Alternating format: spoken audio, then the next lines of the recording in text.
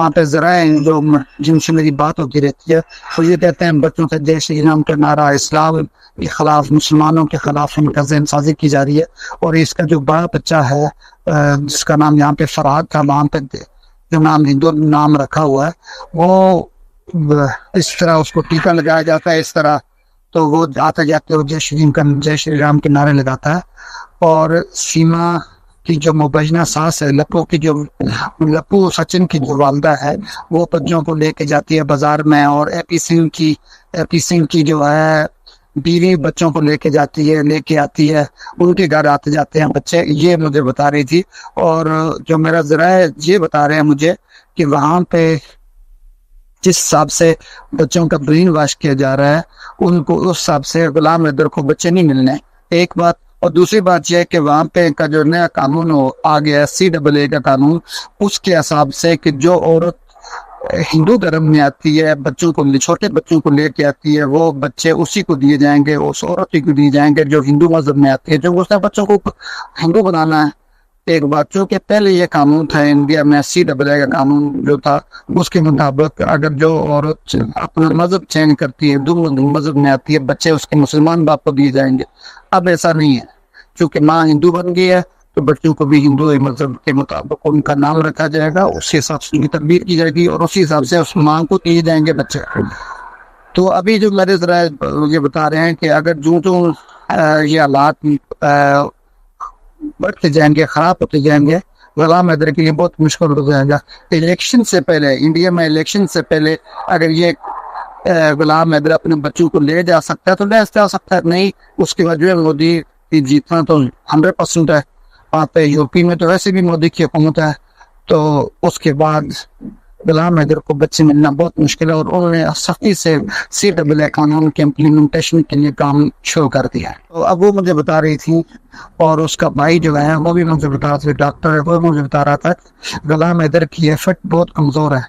गुलाम हैदर की एफर्ट जो है वो इस्लामाबाद में हाई कोर्ट में जो जिस वक्त तक पिटिशन दायर करके पाकिस्तान का वज़ार दाखिला, वज़ारत खारजा जिस वक्त तक इंडियन हाई कमीशन को तलब करके वहाँ पर बात नहीं करता, उस वक्त तक बच्चे मिलना बहुत मुश्किल हो। इसके लिए सफारती ज़राए भी ज़रूरी हैं।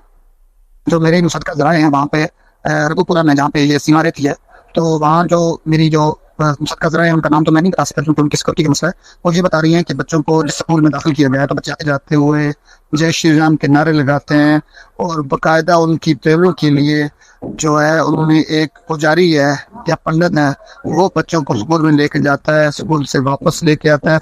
और जिस स्कूल में वो बच्चे पढ़ रहे हैं वो स्कूल बेसिकली उसका है क्या नाम है, हिंदुत्व का स्कूल है, जिसमें मोहन भागवत का स्कूल है, जिसमें बच्चों को हिंदू बनाया जाता है। और उसमें वो बच्चे भी पढ़ते हैं जिनके वालिदैन ने इस्लाम को छोड़ के हिंदू धर्म इख्तियार किया। वो ऐसा स्कूल, ऐसा मदरसा समझ लें, ऐसा स्कूल समझ लें, वो स्कूल इस किस्म का है। मैं आज अपने बुलंद आवाज में कहना चाहती हूँ, अगर ये औरत लीगल है तो इनलीगल क्या है? हमारे भारत सरकार को जवाब देना पड़ेगा। इनलीगल क्या है? पाकिस्तान से जो तुम बॉर्डर पे जो इतनी चौकसी लगाए बैठे हो, तो किस लिए लगाए बैठे हो? क्या है इल्लीगल? अगर ये औरत 1 साल से इल्लीगल है, इस औरत के कारनामे अगर लीगल है तो इल्लीगल क्या है? तुम सजा किसको देते हो? तुम सजा फिर किस बात की देते हो, ये बता दो ना। अगर इस बात की कोई सजा नहीं है, इतने कारनामों की कोई सजा नहीं है, तो भारत सरकार के कानून से मैं पूछना चाहती हूँ, हमारे देश की राष्ट्रपति से पूछना चाहती हूँ कि तुम सजा किस बात की देते हो? किस पे तुम पाबंदी लगाते हो? किस पे तुम एक्शन लेते हो? अगर इस पे एक्शन नहीं ले रहे हो तो किस पे लेते हो? हमको भी उत्तर दो ना, हमको भी उत्तर दो। आखिर तुम्हारा कानून हमारे भारत देश के निवासियों के लिए सख्त क्यों है? हमारा देश का कानून हमारे लिए सख्त है, और बाहर से आई हुई लेडीज जो इतनी बेहयाई बेशर्मी कर रही है और यहाँ के लोगों को जो धमकी दे रही है, उसके लिए तुम्हारा कानून कहाँ चला गया? हद कर दी इन्होंने बिल्कुल जो है। मैं इसीलिए लाइव नहीं आ पाती हूँ, मेरी बहुत एनर्जी इसमें लॉस होती है और मैं परेशान होती हूँ फिर जो है। देखिए, आप हमारे लिए काबिल इज्जत हैं, आप हमारी बड़ी बहन हैं, बहन दीदी समान है, तो आप रियली बता रही हूँ मैं, मुझे देखिए ऐसा है, मैं एक इंसान वो बार बार, क्योंकि अभी मेरी जो खुद की मम्मी है उसकी भी तबीयत खराब है, मैं जानती हूँ माँ का दर्द क्या होता है। तो वो गुलाम हैदर बेचारे, वो मैंने एक वीडियो उनकी देखी थी अभी, तो बोले कि मैं बेरोजगार हूं, अभी मेरे ये बच्चे भी ले गई, माँ भी मेरी बीमार है, मैं मतलब ये शब्द सुन के मेरी इतना जेहम में इतनी मेरे को पीड़ा हुई, मैं बता नहीं सकती जो है। अरे मैं कह रही हूँ कि हमारी भारत सरकार को क्या हो गया, हमारे भारत सरकार का कानून कहाँ चला गया। मैं अपने राष्ट्रपति से मैं पूछना चाहती हूँ, ये औरत ने अगर अच्छे काम किए, ये तुम्हें लग रहा है कि ये सही है तो गलत क्या है, हमें भी उत्तर दे दो ना। अगर ये सही है तो गलत क्या है? हमारा भारत सरकार, हमारा कानून किस बात की सजा देता है? अगर इस बात की सजा नहीं तो फिर सजा किस बात की होती है? हमें भी ये उत्तर दे दो ना। हम खुद इस बात से परेशान हैं। देखिए एक चीज अरे और मैं भी कह है, रही आप हूँ गौर इसका तो करें। भारत, इसका ना मैं तो कह रही हूँ इसका मुक्ता बना के हमारे भारत सरकार, हमारे कानून से, हमारे देश के नागरिकों से, मैं ये कहती हूँ जो इसको सपोर्ट करता है, इसका मुक्ता बना के इसे दीवार में चिनवा के इसको यही रखो। पर वो बच्चे जिसकी अमानत है वो तो लौटाओ, वो बच्चे तो उसे लौटाओ। बिल्कुल बिल्कुल जबरदस्त बात की है आपने। हम लोग भी इसी ना चीज का विरोध कर रहे हैं कि अगर मैं कह रही सीमा इसे वहां रहना चिनवा दो। चाहती है मैं अपने। तो कह रही हूँ जो इसको, जो अगर वो एपी सिंह या हमारा भारत देश का कानून या हमारे कोई भी मंत्री, जो भी मंत्री हैं, जो हमारे, मैं तो कहूंगी सबसे बड़े आतंकवादी वो है जो इसको पनाह दे रहे हैं। सबसे बड़े आतंकवादी हमारे भारत देश में है जो इसको पनाह दे रहे हैं, और जो दे रहे होंगे खुद समझ जाएंगे। कुल मिला के ये है, मैं कह रही हूँ तुम्हें अगर ये इतनी प्यारी है, तुम इसकी सुबह शाम आरती करो, थाल सजा के आरती करो, लेकिन जिस वो बच्चे उसकी अमानत हैं, वो बच्चे उसको देने दो, उसके फादर को दो बच्चे, इसे तुम रखो, सालों साल रखो इसे, लेकिन वो बच्चे जिसकी अमानत है उसको हमारे भारत सरकार को लौटाना चाहिए। आखिर क्या चाह रही है सरकार, यहाँ की क्या चाह रही है, हमारी राष्ट्रपति क्या चाह रही है? नहीं, हम देख रहे हैं इतना ये हल्ला बोल पूरे विश्व में हो रखा है, हमारे राष्ट्रपति के संज्ञान में ये मामला नहीं आ रहा। हमारे राष्ट्रपति अपने कानून से क्यों नहीं उत्तर मांगती? आखिर इस लेडीज ने इतना गलत इतने काम किए हैं तो इसको तुरंत पाकिस्तान डिपोर्ट होना चाहिए। जो तुमने जांच करनी थी कर ली, उसकी जो है जो जांच होनी थी हो गई। अब बकायदा उसका यहाँ पे उसको तस्वीर बना के क्यों रखा हुआ है यहाँ पे जो है, ताकि यह है कि वो खूब सारे रुपए कमा सके यहाँ से यूट्यूबों से। तुमने कैसे परमिशन दी उसको? इतना क्राइम करी हुई औरत को तुम यूट्यूब चलाने की कैसी परमिशन दे रहे हैं यहाँ भारत देश से? ये एक बहुत बड़े क्राइम में नहीं गिना जाता है। वो यहाँ की नागरिकता पाना चाहते हैं, उसमें और इस लेडीज की करामातों में काफी धरती आसमान का अंतर है, क्योंकि इसने सोच समझ के गुनाह किया है। मतलब एक तो देखो बीजा बगैर बीजे की यहाँ पे रह रही है, प्लस क्या है कि फिर चोरी भी तो की है ना। चोरी मतलब मीन्स क्या है कि जाली आधार कार्ड ये लोग बना रहे थे, क्राइम ही है, गुनाह है ये तो। बिल्कुल बिल्कुल बिल्कुल। यहाँ पे मैं आपको एक चीज दिखाऊंगा, आप ये देखिएगा और इस पे अपना पॉइंट ऑफ व्यू बताइएगा। ये एक आधार कार्ड इशू हुआ है और ये जाहिर है किसी ने तो बनाया है ना, चाहे फेक है ओरिजिनल है जिस तरह भी है, किसी मकसद के लिए आखिर कोई ना कोई मकसद तो इसका है ना, जो ये बनाया गया है और क्यों बनाया गया है।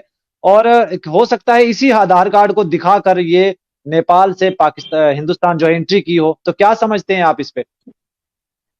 ये आधार कार्ड पाकिस्तान का है ना इसका? ये हिंदुस्तान का, गौर से आप देखें, आप हिंदुस्तान का अशोक लाट बना हुआ है और नेशनल फ्लैग का भी तो ये यही आधार कार्डों के चक्कर में तो ये इसका पता लगा था, खुलासा इसी में हुआ था इसका जो है। ये सब ये एडवोकेट के करामात है, ये एडवोकेट करवा रहा है, ये सारी करामात एडवोकेट की है। यहाँ पे इसको नागरिकता दिलाने के चक्कर में ये तो हमारे, देखो ये भारत सरकार को सोचना चाहिए। उन्होंने सारा जो मामला है एकदम कोर्ट कचहरी पे डाल दिया, उनको भी तो देखना चाहिए ना कि ये मामला उन्होंने अपने खुद के उसमें निर्णय लेना चाहिए था, ना कि ये कोर्ट में ये मामला डालना चाहिए था। उन्होंने कानून के हवाले तो कर दिया, लेकिन यह है कि उन्होंने खुद इस पे ये लोग निर्णय नहीं ले रहे हैं ना, कि खुद लेना चाहिए ना। इतना गंभीर मामला है, इनको तो खुद डिसीजन इसमें लेना चाहिए।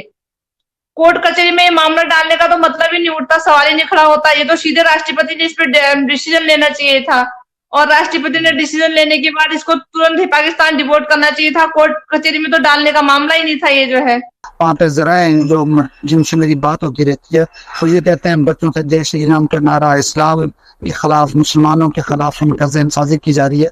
और इसका जो बड़ा बच्चा है जिसका नाम यहाँ पे फरहाद का, वहाँ पे जो नाम हिंदू नाम रखा हुआ है, वो इस तरह उसको टीका लगाया जाता है, इस तरह तो वो आते जाते वो जय श्री राम के नारे लगाता है। और सीमा की जो मुबैना सास है, लप्पू सचिन की जो वालदा है, वो बच्चों को लेके जाती है बाजार में। और एपी सिंह की जो है बीवी बच्चों को लेके आती है, उनके घर आते जाते हैं बच्चे, ये मुझे बता रही थी। और जो मेरा जरा है ये बता रहे हैं मुझे कि वहां पे जिस हिसाब से बच्चों का ब्रेन वॉश किया जा रहा है, उनको उस हिसाब से गुलाम हैदर को बच्चे नहीं मिलने, एक बात। और दूसरी बात यह है कि वहां पे का जो नया कानून आ गया CAA का कानून, उसके हिसाब से कि जो औरत हिंदू धर्म में आती है, छोटे बच्चों को लेके आती है, वो बच्चे उसी को दिए जाएंगे, उस औरत को दिए जाएंगे जो हिंदू मजहब में आती है, जो उसने बच्चों को हिंदू बनाना है। एक बात, चूंकि पहले ये कानून था इंडिया में, CAA का कानून जो था, उसके मुताबिक अगर जो औरत अपना मजहब चेंज करती है, हिंदू मजहब में आती है, बच्चे उसके मुसलमान बाप को दिए जाएंगे। अब ऐसा नहीं है, क्योंकि माँ हिंदू बन गई है तो बच्चों को भी हिंदू मजहब के मुताबिक उनका नाम रखा जाएगा, उसी हिसाब से उनकी तरबियत की जाएगी और उसी हिसाब से उस माँ को दिए जाएंगे बच्चे।